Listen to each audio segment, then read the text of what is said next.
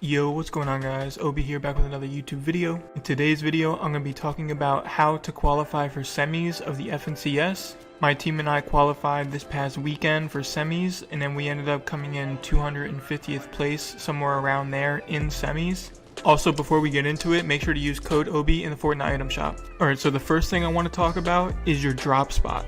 Your drop spot is very important and you have to drop there every single game. Unless you start more than an hour late, you should never W key in any of your games, because you never know when you're going to need those extra games in case you die off spawn. From watching VOD reviews, I realized that the top left of the map has the least amount of people going there each game. So if you land houses, lighthouse, shark, coral, you have a better chance of getting the whole place to yourself or only finding one other team. Since my team knows our landing spot so well, we like to contest our spot if only one team lands with us. If more than one team lands with us, then we take the rift near our landing spot and we go somewhere else. So if one team is landing with you guys, don't be afraid to fight that off spawn, especially if it's your first game in opens, because those tags are super important, and if you do come out with those 3 kills, that's a big plus for your team. Also, normally the first game of FNCS, whether it be opens, semis, or finals, is always the most stacked. So if you don't have that team that lands with you at your drop spot, you're most likely going to have to go out of your way to get those tags, because the storm surge is going to hit and it might even cost you your game. So once you have your drop spot down and you find tags, whether it be first zone or second zone, now you need to have your IGL direct you to the best positions in each circle that comes forward. You do not want to W key anybody at this point. All you want to do is make sure you're in a good spot in the circle and then look around for more tags or potential free kills. Going into endgame with 2 or 3 kills is no doubt the best thing you want to do each game, but if you go into endgame with no kills, that is still okay. A lot of teams get so kill hungry or so worried about tags that they will throw their whole game just to get them. As soon as the endgames start getting chaotic, you have to be following your IGL. If you're not right behind your IGL, then you have to have really good awareness to group back up with your team if you guys do split up. Some of the best console teams don't even need to say anything, and they're always just somehow right with each other. And that's because they all know they have to be together to win the game. If you find mats on the ground or shield or something to help your team, then you definitely go out of your way to get that loot, but then you always immediately try to get back with your team. The last thing I want to talk about, which not many people do talk about, is game management. And what I mean by game management is playing your games at the right times. So if you're falling behind in points in the tournament and you know you're going to be getting in easier lobbies, you have to slay out and you have to win the game. The gameplay that you're watching right now is a perfect example of that. We were falling behind in points and we definitely needed a pop-off game. This was our 4th or 5th game and we knew we were going to get into a bot lobby. Not only did we know we were going to get into a bot lobby, but we also knew we were going to get into a W key lobby because there was only an hour left at this point and a lot of people had all their games left to play. Before we even left our landing spot, we were getting placement points, and that's when we knew that we needed to win the game in order to get back into top 100. So just remember, if you're ever falling behind in points, don't ever think that your tournament is ruined, because you can always have that pop-off game to bring you guys right back into place.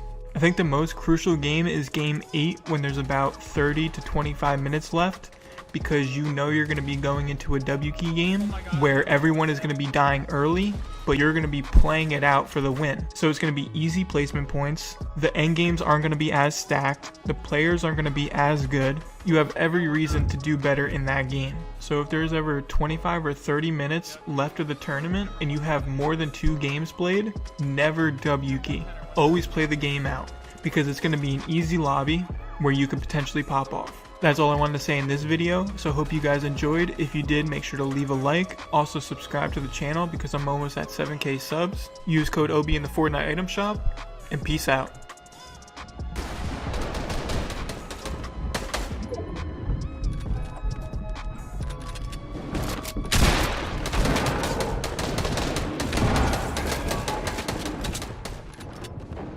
AR ammo?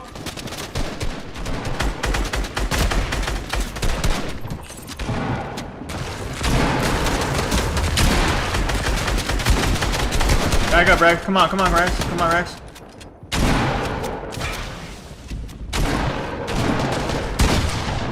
I'm on you.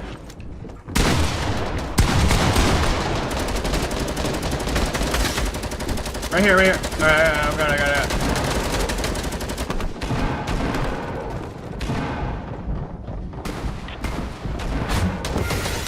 We're in. Watch your back.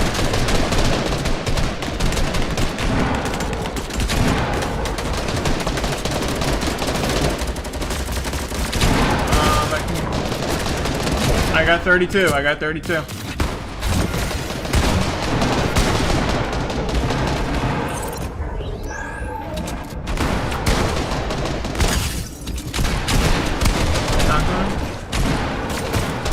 Shit.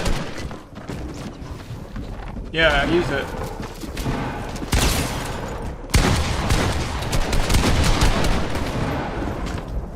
Another one. Fuck.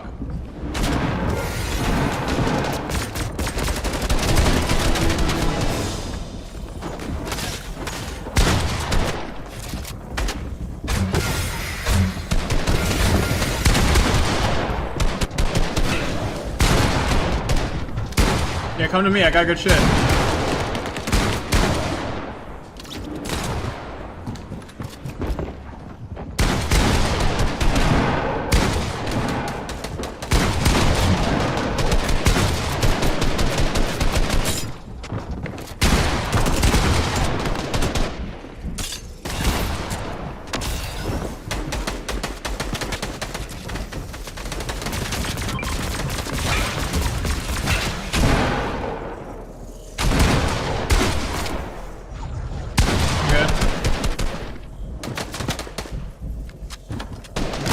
Oh, I just no-scoped him by accident, what the fuck?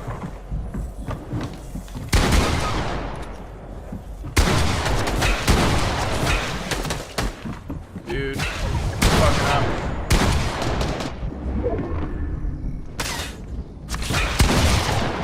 Like you cut, G.